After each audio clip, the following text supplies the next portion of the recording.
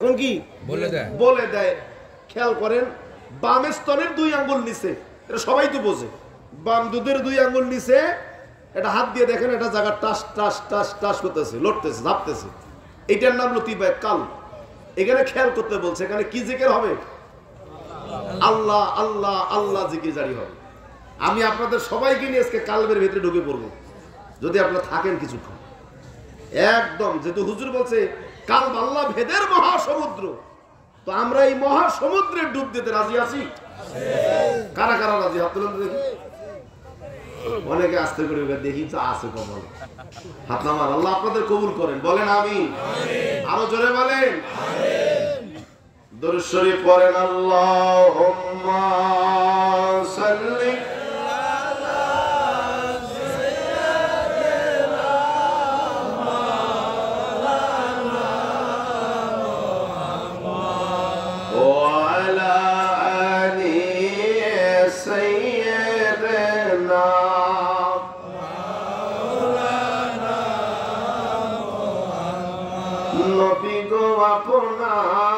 আপনার ভালোবাসা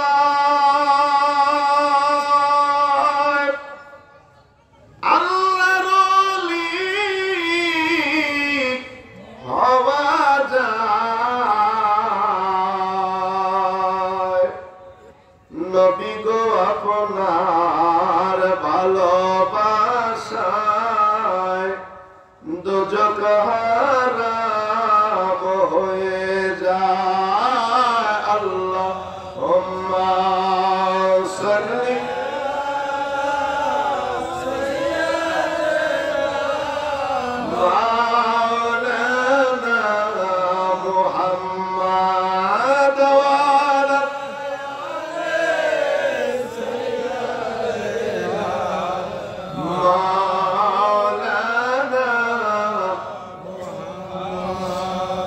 আলহামদুলিল্লাহ বলেন।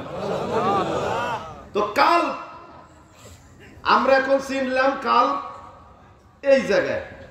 আমার দিকে দেখেন, বাম স্তনের 2 আঙ্গুল নিচে লতিফায়ে কালব, যেটাকে বলা হার্ট। আল্লাহ তাআলা কোরআন শরীফে, আমি যে আয়াতটা পড়ছি এখন শুরু করি। আল্লাহ তাআলা বলতেছেন খতামাল্লাহু আলা কুলুবিহিম।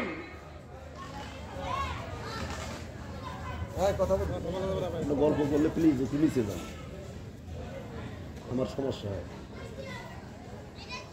খতামাল্লাহু আলা কুলুবিহিম ওয়া আলা সামইহিম ওয়া আলা আবসারিহিম গিশাওয়াতুন আলাহুম আযাবুন আযীম। আপনারা বুঝেন নাই কিছু, উলামা ইকরামরা বুঝছেন। আল্লাহ 3 জায়গায় খতম করে দিলেন, 3টা জায়গায় 3টা সংকেত আল্লাহ দিয়ে। আল্লাহ বলেন খতামাল্লাহু আলা কুলুবিহিম ওয়া আলা সামইহিম ওয়া আলা আবসারিহিম। আমি যাদের কালবের মধ্যে সিল মেরে দিয়েছি, যাদের কানের মধ্যে আমি আল্লাহ সীসা ঢেলে দিয়েছি, যাদের দৃষ্টি শক্তি আমি আল্লাহ কেড়ে নিয়েছি, তাদেরকে আপনি যতই হেদায়েতের কথা বলেন, জান্নাতের লোভ আর জাহান্নামের ভয় দেখান, উভয় অবস্থায় সমান, তারা কশিন কালে ঈমান আনবে না। ঘোষণা কার? আল্লাহর। কার? আল্লাহর। খতামাল্লাহু আলা কুলুবিহিম, যাদের কালবের মধ্যে আমি আল্লাহ সিল মেরে দিয়েছি, মোহরামকৃত করে দিয়েছি। এই খতম তাফসীর করলে বহু সময় লাগবে। আপনাদের দেশে রেল লাইন আছে, রেল লাইন আছে তো, ট্রেন চলে তো দেখবেন মালবাহী বগি, যেগুলো মালবাহী বগির দরজায় দেখবেন একটা কাগজ, এই মালটা যাবে কোথায় এই মর্মে একটা টিকিট, একটা কাগজ এই দরজার মধ্যে দিয়ে একটা আটা লাগিয়ে দেওয়া থাকে, থাকে না?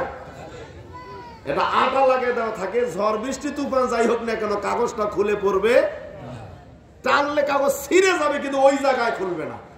এটা ওই আটা, এমন খতম, এটা সিল মেরে দিয়েছে আল্লাহ। আমি খতামাল্লাহু আলা কুলুবিহিম, যাদের কালবের মধ্যে সিল মেরে দিয়েছি, যাদের কানের মধ্যে সীসা ঢেলে দিয়েছি। সীসা বোঝেন? হ্যাঁ, গরম সীসা যদি কানের মধ্যে ঢেলে দেয়, এই কান দিয়ে শুনে যাবে না। আমি যাদের দৃষ্টি শক্তি কেড়ে নিয়েছি। হুজুর বললেন, বাবা কিছু মানুষ আছে, কান আছে শোনে না, চোখ আছে দেখে না, অন্তর আছে বুঝে না, এমন মানুষ আমাদের সমাজে আছে না নাই? ওরা চোখ আছে দেখে না, একদল কানা হলো দৃষ্টি শক্তি নাই, চোখ দিয়ে দেখেন, আমরা তাদেরকে অন্ধ বলি। ওই কানার কথা আল্লাহ তাআলা বলে নাই, আল্লাহ তাআলা বললেন তাদের দৃষ্টি শক্তি আমি কেড়ে নিয়েছি। তার মানে হলো তারা সত্য দেখার পরেও তারা বুঝবে না, মানতে চাবে না। দেখতেছে এটা টিস্যু বক্স, এটা সেনে, এটা টিস্যু ফ্রেশ কোম্পানি, কিন্তু মানতে চায় না, মানে না। এই কানার কথা আল্লাহ বলছে তাদের দৃষ্টি শক্তি আমি আল্লাহ কেড়ে নিয়েছি। তাদেরকে যতই বলেন এটা ফ্রেশ কোম্পানি, ও বুঝতেছে দেখতেছে, মানবে না। আলোচনা কি বুঝতেছেন? তাদের কানের মধ্যে আমি সীসা ঢেলে দিয়েছি। কানে যদি সীসা ঢেলে দেয় কিছু শুনবে সে? আপনি যতই দলিল দেন উনি ওটা শুনবেই না। যতই জাহান্নামে ও জান্নাতের কথা বলেন শুনবেই না। তাহলে এখানে পয়েন্ট হলো তিনটা। আমি যে আয়াত পড়ছি তার মধ্যে পয়েন্ট তিনটা পাইলাম। এক নম্বরে খতামাল্লাহু আলা কুলুবিহিম, কালবের মধ্যে সিল মারা। এরপরে কানের মধ্যে সীসা, এর মধ্যে দৃষ্টিশক্তি কেড়ে নেওয়া। কয়টা? প্রথম হলো কালবের মধ্যে সিল মারা। আমি এখান থেকে শুরু করি। সম্মানিত ভাইয়েরা, মানুষের মাথা থেকে, মাথার চান্দি থেকে পায়ের তালু পর্যন্ত এত বড় বিশাল দেহ, যেখানে 360 খানা জয়েন্ট এবং 206 খানা হাড়, 206 খানা হাড় দিয়ে 360 খানা জয়েন্টের মাধ্যমে বিশাল দেহটাকে আমার আল্লাহ তৈরি করলেন। এই বিশাল দেহ রাজ্যের ভিতরে এই জায়গায় সিল মারলেন কেন? সিল মারার তো আরো বহু জায়গা ছিল, কোন জায়গায় সিল মারেন নাই। কালবের ভিতরে সিল মারে দিলেন কেন? কারণ কি? ওই কারণটাই আগে আমাদের খুঁজে বের করার দরকার আছে না? বহু জায়গা আছে আমার দেহের ভিতরে। উনি গালে সিল মারলেন না, চোখে সিল মারলেন না, কপালে সিল মারলেন না, পেটে মারলেন না, বুকে মারলেন না, কি রানে মারলেন না, পায়ে মারলেন না, কোমরে মারলেন না, পিঠে মারলেন না, মারলেন কালবের মধ্যে সিল। কারণটা কি? নবীজি বুখারীতে হাদিস বর্ণনা করেন, একটা মানুষের গোটা দেহ রাজ্যের ভিতরে এক টুকরা মাংসপিণ্ড, গোটা মানুষের, একটা মানুষের গোটা দেহ রাজ্যের ভিতরে এক টুকরা গোস্ত, টুকরা মাংসপিণ্ড, ওটা যদি নাপাক হয়, ও অপবিত্র হয়, গোটা মানুষটাই নাপাক, অপবিত্র। কথা কি বুঝতেছেন? ওই গোস্তের টুকরা যদি পাক হয়ে যায়, পুরা মানুষটাই পাক। সাহাবীরা বলল, আশ্চর্য, ইয়া রাসূলুল্লাহ, এটা গোস্তের টুকরা কোন জায়গায়? এই গোস্তের টুকরা কোন জায়গায়? সাহাবীরা চিনতেন না, জানতেন না। নবীজি বললেন, আলা ওয়াহিয়াল কালব, সাবধান, নিঃসন্দেহে জেনে রাখো, এটা হচ্ছে লতিবায়ে কালব। লতিবায়ে কালব, কালব আরবি শব্দ, ইংরেজিতে হার্ট, বাংলায় হৃৎপিণ্ড। আমাদের দেশে একটা মুন্সি কালব খুঁজে পেয়েছে মাথায়, চেনেন না? এ যে দেখি কানার হাট বাজার, আমাদের পাশে, ওনার বাড়িও যেখানে, লালনের বাড়িও সেখানে। এক কানা কয় আর এক কানা রে, চলো এবার ভব পারে। এক কানা কয় আর এক কানা রে, চলো এবার ভব পারে। ও সে নিজে কানা পথ চেনে না, নিজে কানা পথ চেনে না, পরকে ডাকে বারংবার। এ যে দেখি কানার হাট বাজার। ও বেটা বলদ নিজেই কানা, ও মা আরো জনকে পথ দেখাতে চায়। ও কি পথ দেখাতে পারবে? ও হার্ট কাল খুঁজে পেয়েছে মাথায়, এটা নাকি বুকে না, এটা মাথায়। কত নাম্বারের খারাপ। আল্লাহ নবী বলেন, গোটা দেহ রাজ্যের ভিতরে এক টুকরা মাংস মিলল, এই বস্তুর টুকরা যদি নাপাক হয়ে যায়, গোটা মানুষটাই নাপাক হয়ে যাবে।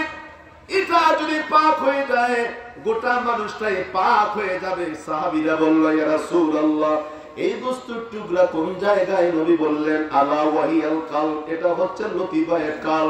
এই কাল যদি তোমার পাক হয় গোটা মানুষটাই পাক। কাল যদি ভালো থাকে গোটা মানুষটাই ভালো। কাল যদি খারাপ হয় গোটা মানুষটাই খারাপ। আজকে যেই ভাইটা আমার দুনিয়া থেকে বিদায় হয়ে গেল, বয়স তেমন বেশি হয় নাই, কিন্তু লোকটা হার্টের রোগী ছিল, হার্ট ছিল দুর্বল। হার্ট দুর্বল থাকার কারণে অল্প বয়সে স্ট্রোক করে দুনিয়া থেকে বিদায় হয়ে গেল। হায়াত শেষ, কিন্তু ওই যে একটু ওসিলায় তো সে চলে যাবে। কি হয়েছে? করে স্ট্রোক করেছে, হার্ট দুর্বল।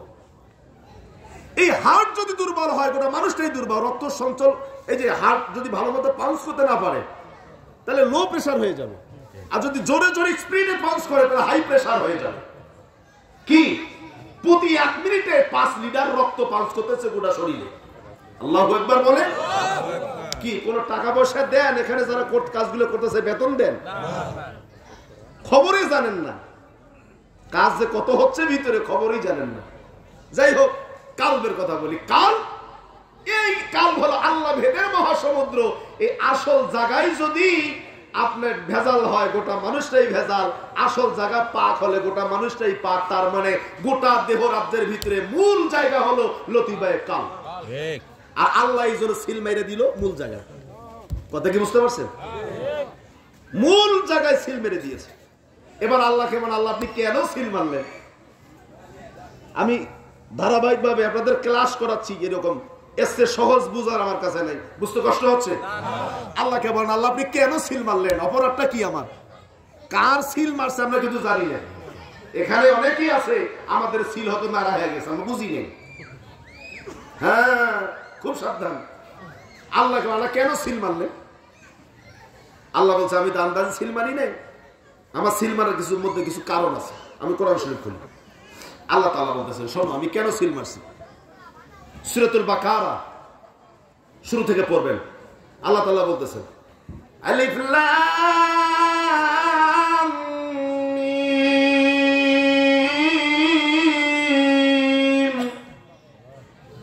আছে না? এর বাংলা অর্থ কি? নীল আকাশের নিচে জমিনের উপরে কোন মুফাসসিরের বাপ আছে অর্থ বলছে? কোন মুফাসসির এই অর্থ বলে নাই, বলছে এটা আল্লাহই ভালো জানে। আচ্ছা, এই যে মাইক্রোফোনটা এখানে আছে, একটা হলে চলতো, আর একটা দিছে কেন? কারণ আছে না? আছে। আচ্ছা, এই দুইটা আমি হাতে নিয়ে তো রজ্জুবালে মাসুম বয়ান করতে পারি, এটা কেন? কারণ আছে না? আচ্ছা, ইউনিট একটা হলেই তো আপনারা সবাই শুনতে পারেন, যথেষ্ট। ইউনিট আছে 8-10টা, কেন? কারণ আছে না? নেই। এইটা সবকিছুই ঠিক আছে, টেবিলটা দিছে কেন? কারণ আছে না? নেই। প্রত্যেকটা জিনিসের একটা কারণ আছে না? নাই। আপনারা এক বাক্যে বলবেন আলিফ লাম মিম, এটা কোরআন শরীফের আয়াত, একটা 1 নম্বর আয়াত সূরা বাকারার, এটা কোরআন শরীফের ভিতরে। তাহলে আল্লাহ যদি এর মানে, এর ব্যাখ্যা আমাদেরকে না জানান, দিবেন কেন?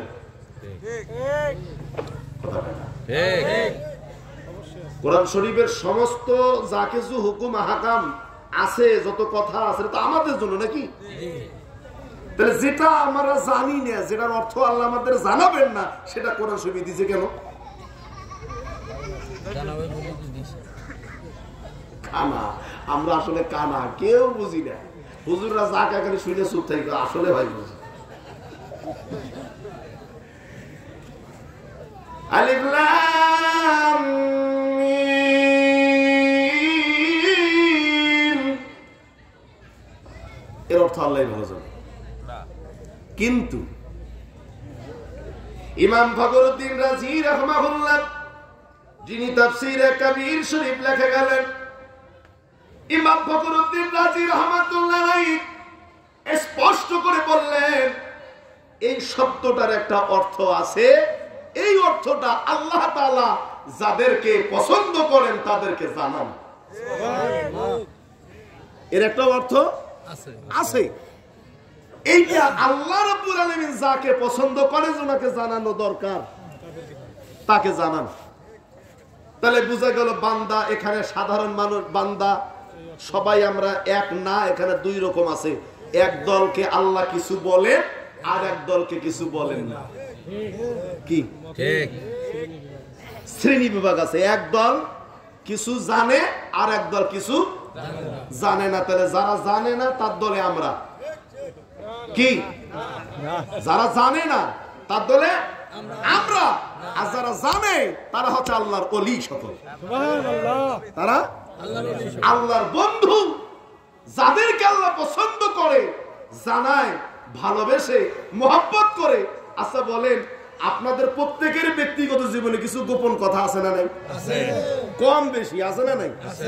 ব্যক্তিগত পার্সোনাল বিষয় সবার সঙ্গে শেয়ার করা যায় না। কথা বোঝেন না মনে হয়? ব্যক্তিগত পার্সোনাল বিষয় যেগুলো সবার সঙ্গে শেয়ার করেন, কার সাথে করেন? একান্তই পার্সোনাল যিনি আমার বিশ্বস্ত, যাকে বলা যায় যে প্রকাশ করবে না, যাকে বলা যায় যে আমার কথাটা শুনে আমার ক্ষতি করবে না, নাকি আমি একান্তই যাকে বিশ্বাস করি যে আমার বিশ্বস্ত, তাকে আমার একান্ত ব্যক্তিগত কথাগুলো তার সঙ্গে শেয়ার করি। তাই না? তাহলে আল্লাহ পাকের প্রিয় বান্দা, বিশ্বস্ত বান্দা, আল্লাহর বিশ্বস্ত বন্ধু, আল্লাহর ওলি। কথা বলেন ঠিক না বেশি? তাহলে এখানে প্রমাণ হলো আমরা দুই ভাগ হয়ে গেলাম, একদল সাধারণ মানুষ আর একদল আল্লাহর বন্ধু। মানুষের ভিতরে দুইটা শ্রেণী হয়ে গেল। ঠিক না বেশি? মূল কথা আমার ওটা ছিল না। আমার মূল কথা ছিল শুরুতেই আল্লাহ তাআলা যে আয়াতটা দিলেন এর অর্থ গোপন রাখলেন। গোপনটাই তো মারেফত। গোপনটা কি? আস্তে বলেন, মানুষ শুনবে। গোপনটা কি? যেটা গোপন সেটাই মারেফত, আর যেটা মারেফত সেটা দিয়ে আল্লাহ কোরআন শরীফ শুরু করলেন। মারেফত দিয়ে কোরআন শরীফ কি? মারেফত কথা কি বুঝতেছেন? মারেফত দিয়েই কোরআন শরীফ শুরু। আর আমার দেশের কিছু মৌলবি কয় মারেফতের কথা কোরআন শরীফে নাই। নাউজুবিল্লাহ বলেন। তাহলে এই মুন্সি এতদিন ধরে আমাদেরকে ভুল কথা বলেছে, ভুয়া কথা বলেছে, ফালতু কথা বলেছে। শুরুতেই মারেফত, মারেফত দিয়েই কোরআন শরীফ শুরু হয়েছে। যারা মারেফত অস্বীকার করে, এক নম্বর পয়েন্ট খেয়াল রাখবেন, শুরুতেই মারেফত। আর এই মারেফত যারা অস্বীকার করে তাদের কালবে আল্লাহ সিল মেরে দেয়। কথা কি স্পষ্ট? যারা, এটা কিন্তু এক নাম্বার, আরো অনেক পাবেন, ধীরে ধীরে মজার আলোচনা আসবে। কিন্তু এক নাম্বার, আমি তাদের কালবে সিল মেরে দিব যারা আমার মারেফতকে অস্বীকার করবে। আমরা মারেফত স্বীকার করি? জোরে বলে কারা কারা হাত তুলেন তো দেখি। তাহলে আমাদের কালবে সিল মারবে না, আমাদের কালবে সিল মারার কোন সুযোগ নাই। আমরা মারেফত স্বীকার করি, কারণ আল্লামনাহু ইলমান লাদুন্না, এটা হলো ইলমে লাদুন্নি। জালিকাল কিতাবু লা রাইবা ফীহি হুদাল লিল মুত্তাকিন।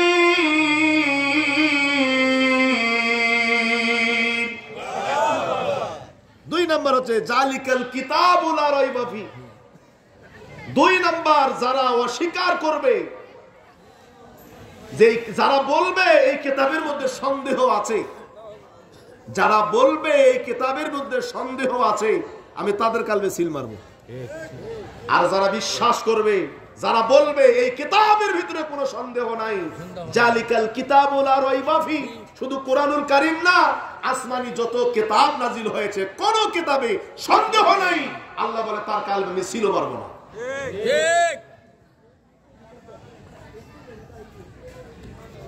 শুধু তাই নয়, স্বীকার করবে এই কিতাব হলো মুমিনদের জন্য হেদায়েত, মানব জাতির জন্য হেদায়েত। তাদের কালবের মধ্যে আমি আল্লাহ সিল মারব না। তাহলে সিল মারবে না, প্রথম তিনটা শব্দ পাইলাম। এক নাম্বার হলো যারা আল্লাহর মারেফতকে অস্বীকার করবে। দুই নাম্বার হলো কিতাবের মধ্যে সন্দেহ যারা আনবে না। যারা কিতাবের মধ্যে সন্দেহ পোষণ করবে না, যারা মারিফতকে স্বীকার করবে না, আর যারা কোরআন শরীফকে মানব জাতির হেদায়েত স্বরূপ একটা সংবিধান এটাকে অস্বীকার করবে না, তাদের কালবের মধ্যে আমি আল্লাহ সিল মেরে দেব না। এই তিনটাকে যারা অস্বীকার করবে আমি আল্লাহ তাদের কালবের মধ্যে সিল মেরে দিব। আপাতত তিনটা পাইলাম, এই তিনটার মধ্যে আমরা একটাও অস্বীকার করি না। আমরা স্বীকার করি ইলমে মারিফত আছে, আমরা স্বীকার করি কিতাবের মধ্যে কোনো সন্দেহ নাই, আমরা স্বীকার করি মানব জাতির হেদায়েতের জন্য আল্লাহ তাআলা এই কিতাবকে নাজিল করেছেন। এই কিতাব হলো গোটা মানব জাতির হেদায়েতের জন্য একটা সংবিধান। কথা বলেন ঠিক না ঠিক? কয়টা পাইলাম? আমি একবারে সংক্ষিপ্ত, কারণ আমাকে রাতেই আবার চলে যেতে হবে, যার কোনো আলোচনা খুব শর্ট করে করব। ভালো করে খেয়াল রাখবেন।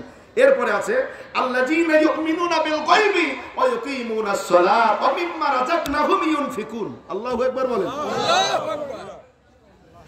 যারা গায়েবের বাণীকে স্বীকার করবে, যারা ইলমে গায়েবকে স্বীকার করবে, ইলমে গায়েব বুঝেন না?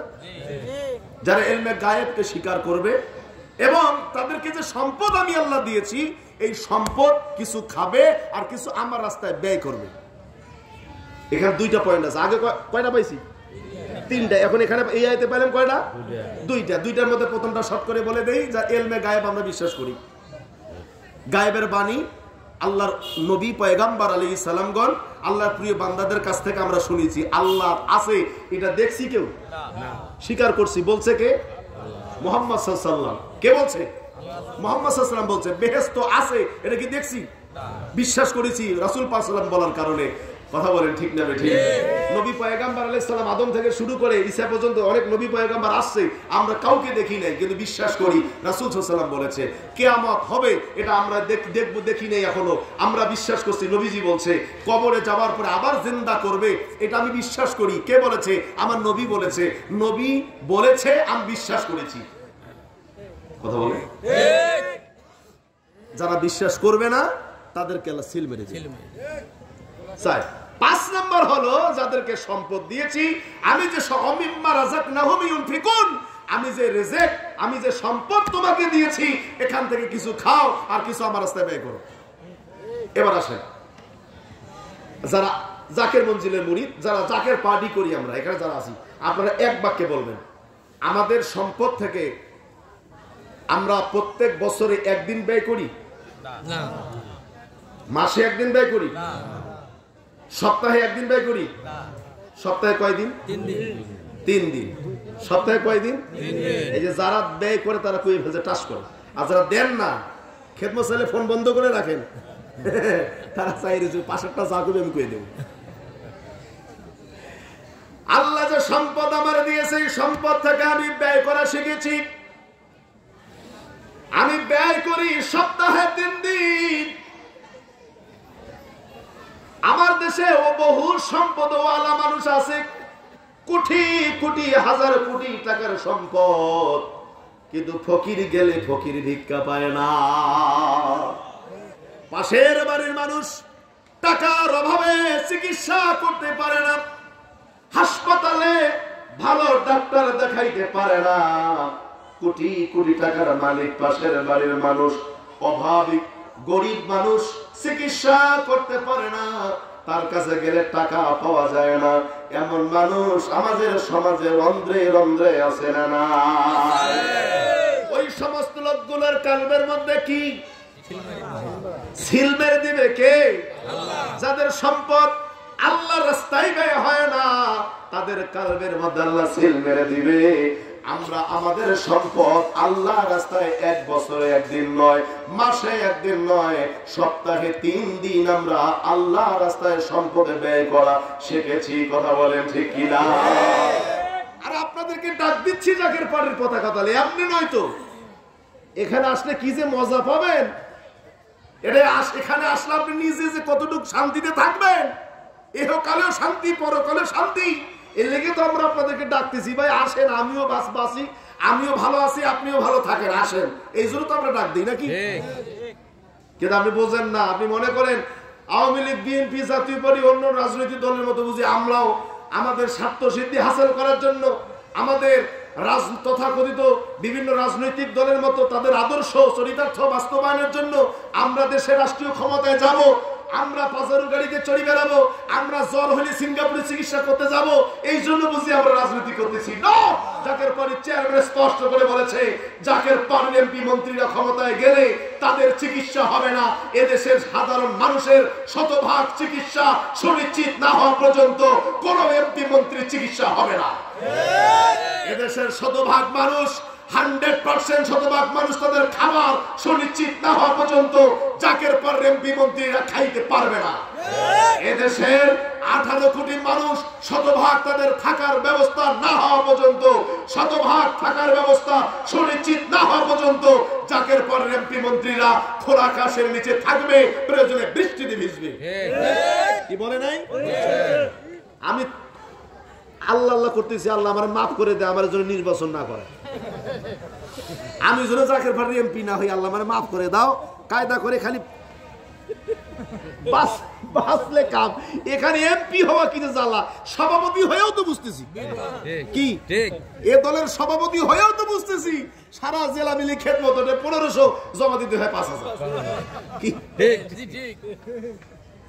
এমপি হলে আগে খবর নিতে হবে এই আসনে 4 লক্ষ ভোটার, 4 লক্ষ মানুষ সাথে খাইছে কিনা। যদি একজন না খায় এমপি খাইতে পারবে না। এইটাই জাকের পার্টি বাস্তবায়ন করবে ইনশাআল্লাহ। এত সহজ? আমি এমনি ভালো আছি ভাই, ওই এমপি হওয়ার মতো দরকার নেই। মোটরসাইকেল আছে, মোটরসাইকেলে থাকবে, কার হবে না। প্রয়োজনে বাইসাইকেলে ঘুরতে হবে। হ্যাঁ, আমরা ব্যয় করা শিখছি তো, আমরা 36 বছর ট্রেনিং দিতেছি, খালি ব্যয় করা শিখতেছি। কি আমাদের ব্যয় আছে না? আমরা তো ট্রেনিং প্রাপ্ত। আমরা অমিম্মা রাযাকনাহুম ইউনফিকুনের আমল করি। আল্লাহ বলছে অমিম্মা রাযাকনাহুম ইউনফিকুন, এটা যদি তোরা না মানস তোদের আমি কালবে সিল মেরে দিব। ঠিক ঠিক। হ্যাঁ,